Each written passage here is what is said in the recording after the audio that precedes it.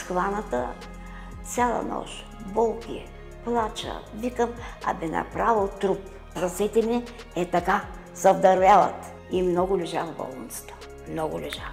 Помня времето, в което се налагаше да я приемаме почти всеки месец или през месец, защото тя не можеше да се самообслужва, не можеше да ходи, не можеше да се измие лицето дори, с много надути стави, с много ограничена подвижност, с изключителна скованост и много силна болка. Сика е една прекрасна домакиня и това, което много тормозеше, освен болката, че тя не може да се изчисти в къща, че не може да си наготви, че не може да си измие чините, тъй като не може да свие ръцете и изтърва.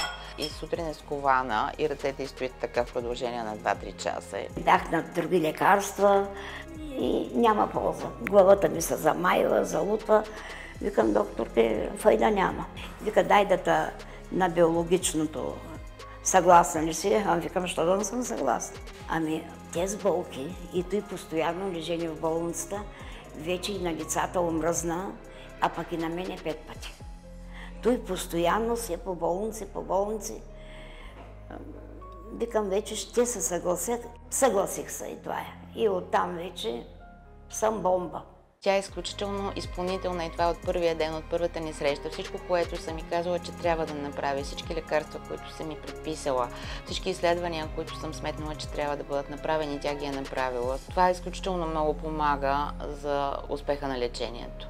Стремежа ни е ранна диагноза и рано лечение, за да не пускаме инвалидизация. Всичко мога да правя. Сакати и крака, обаче тока не го фърлям. Вилата ми с 3 стаи, лятна кухня, беседка за гости, всичко се прави. От тогава в болница не съм влизала. Много съм доволна, казвам си го искрено. Аз си казах, дълги години след мен да се жива и да лекува всички. Много кадърна жена. Много кадърна. Биологичната терапия е огромна стъпка в лечението на пациентите с възпалителни ставни заболявания. Аз съм ревматолог от почти 20 години и имам достатъчно ярък спомен за времето преди биологичната терапия и за това колко безпомощни сме се чувствали в много от случаите, докато след 2009 година, откакто започнахме лечение с този вид медикаменти, съм изключително щастлива, че имам вече проследени пациенти, които сме почнали лечението още в първата година от клиничните симптоми, живеят пълноценен живот, но те по нищо не се различават от напълно здравите хора. Такава вяра имам, че просто не знам. Аз дори съм ми целувала ръцете. Ако искате ми вярвайте. И сега дет викам, това е лекар. Има някой котиш. Кажи, кота, оле пътника. Който и нещо бе.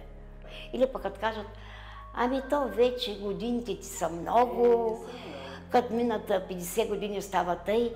И аз на един бях казала, може да са много годините, ама сърцето ми е младо. Живей ми се още, живей ми се.